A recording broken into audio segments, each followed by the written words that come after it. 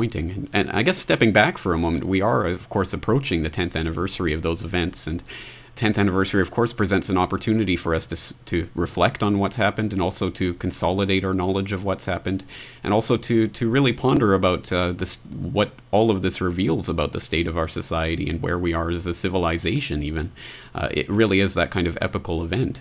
So I guess taking a look at that long perspective, the 10-year retrospective of what's happened in that time and thinking about what we've talked about today even, it's quite disheartening to think about where we are right now and where things are going. Is there any way in which we can be optimistic or to I guess, press for something better than what we have now? Or do you see an inevitable decline of America into the American empire that has sprung up over the past 10 years and longer?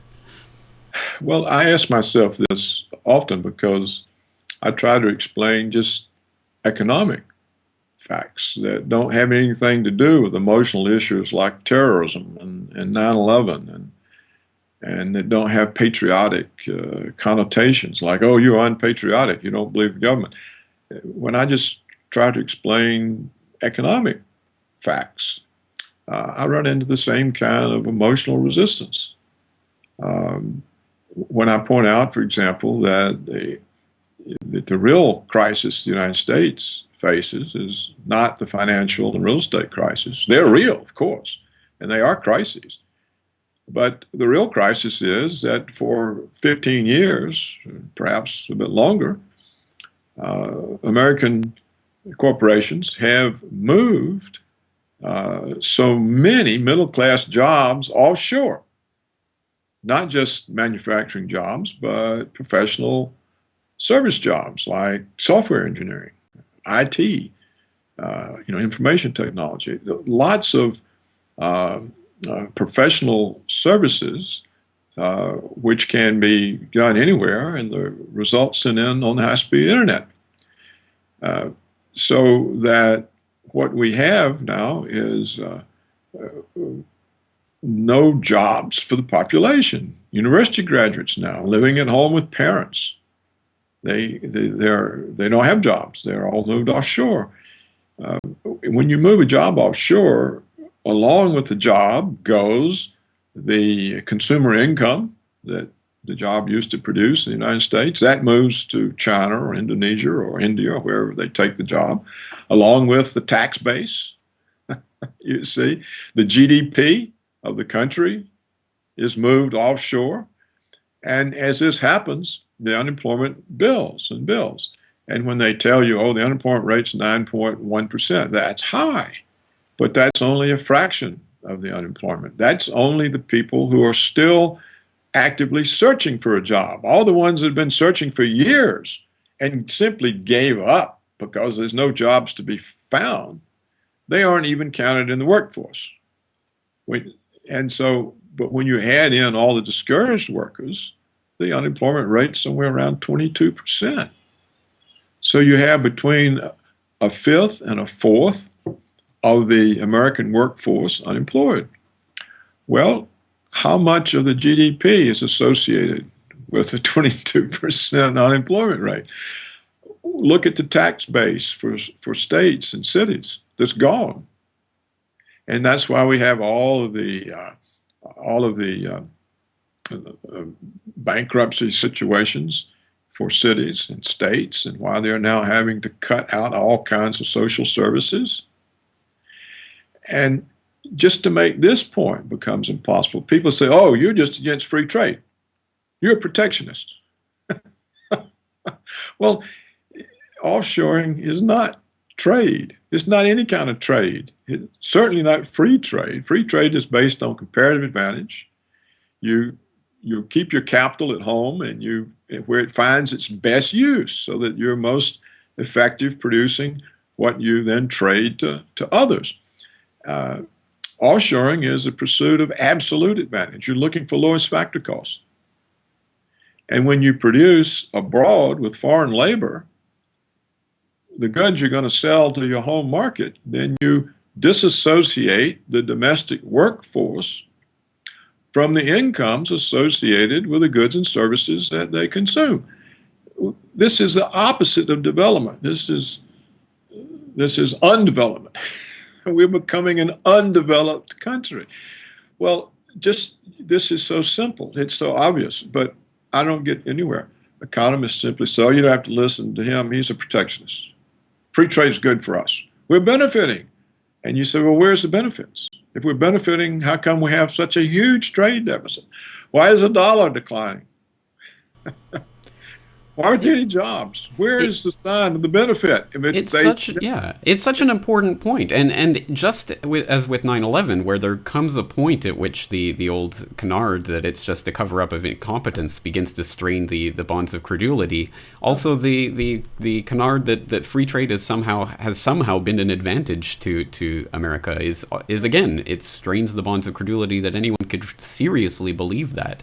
And I guess if you couple that with the continuity of agenda from the Bush administration to the Obama administration, which you mentioned earlier, that every government seems to just uphold whatever the last government did, no matter whether it's on the left or the right of the political paradigm. When you couple those things, it seems to suggest that there has been a concerted effort to de-develop America, and it almost brings up the specter of something that is seems to be a concerted effort to bring down the American way of life, the American industry, things that made America such a great country in the past. So how can we put those things together? What does that actually indicate about the society we're living in? Well, I don't know that it's a concerted effort. It could just be stupidity. You see, I don't know why any economist thinks offshoring is free trade. It's not. It's nothing to do with free trade. In fact, it's the contradiction of free trade, according to all the free trade theory itself. I think what it is, it serves the short-term interest of corporations and their shareholders, and thereby Wall Street. Because what offshoring does is it reduces labor costs, so profits go up. So the CEOs get these large performance bonuses, and shareholders get big capital gains from the profit increase, and Wall Street makes more money. And so it's a short-run view of the economy that serves a very narrow stratum of interest. But the consequence is to completely erode the economic structure of the country. And so to sort of finish this up, James, the whole 9/11 thing just fits in my mind, with the whole question about evidence. If evidence doesn't count in economics, we continue a policy because people are telling us we're benefiting. There's no sign of any benefit. How are you benefiting? Where's the evidence? It's never presented. People don't, they concoct phony stories like the Federal Reserve Bank at San Francisco in order to hide the fact that you're not benefiting. Why do people do these things? I don't know. But the question it raises for people like you and I is what's going to become of our efforts? Are we silly to think that truth matters or evidence matters? Let's say evidence, because you don't know what the truth is until you follow up the evidence. I mean, the evidence could be wrong. But you can't know that either if you don't follow it up. So, and then you can see how so many societies have just failed over time, because it gets a situation where everybody has to go along with whatever is the deal, and anybody who raises the question is either ignored or eliminated from the discussion. And so nothing can be altered. If you can't alter a wrong course, you hit the iceberg. And that's essentially it. And that's the reason. That's right. That's the only reason I'm in. I'm not in this because I'm unpatriotic and blah, blah. But it looks to me like we're hitting everything about the society is hitting an iceberg. You know, civil liberties are being sunk. The economy is being sunk. Everything is going wrong, and we can't alter any course. Nothing is alterable. And that then is a sign of failure. And so we can sit here and not say anything, but we can see everything going over the cliff, everything headed to the iceberg. And you want to say, stop, stop. And they don't want to stop. It doesn't. So that's why I'm in this, really. And it makes me every day, I wonder, should I really be bothering? I certainly understand being involved in this myself. It is extremely disheartening at times, and given the things that we've been talking about today, even it shows that it's almost it feels like a lost cause often, and it's difficult to find the motivation. But at the very least, I think what you've just mentioned about us being here sort of to bear witness to the fact that there are people in this age who do care about evidence and who are able to avoid the type of groupthink that unfortunately sets in when an official line is set, just to maybe bear witness to that fact for future generations. I don't know the value of that, but I think there must be some value to what we're doing. So I guess as a way of wrapping up a conversation like this, how do you possibly wrap up a conversation as wide-ranging as this? But I guess my question would be, what would you like the people out there, the average person watching this interview and listening to all of this information, what would you like them to take away about what this means for them and what, if any, recourse we have to change the way that society is heading? I just wish people could think outside the box and find the courage to think for themselves and not be dictated to by official explanations or peer pressure but that takes a lot of courage and a lot of effort. And most people are used up just trying to be employed to pay the bills or to deal with family problems, personal problems, medical problems. I think this is why governments can get away with things. People just don't have the energy to know, to find out. They don't have, or in addition, they may not have the emotional strength or the mental strength. So I don't know. I think perhaps the era that I grew up in was stressed. Knowing, knowledge, facts, analysis.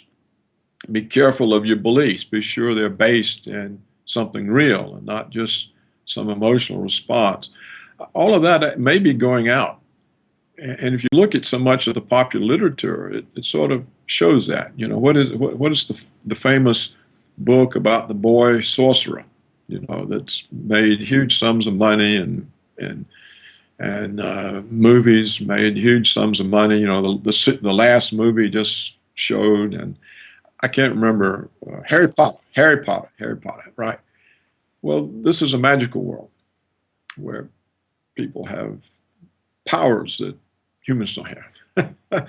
And we see more and more literature like this, where there are superheroes everywhere. The superhero women, superhero men, magic and powers, and all of this is so far from the real human situation. It makes you wonder if we're not just moving away from some form of fact-based civilization and fact-based communities. You see, architects, engineers, physicists, they live in a fact-based world.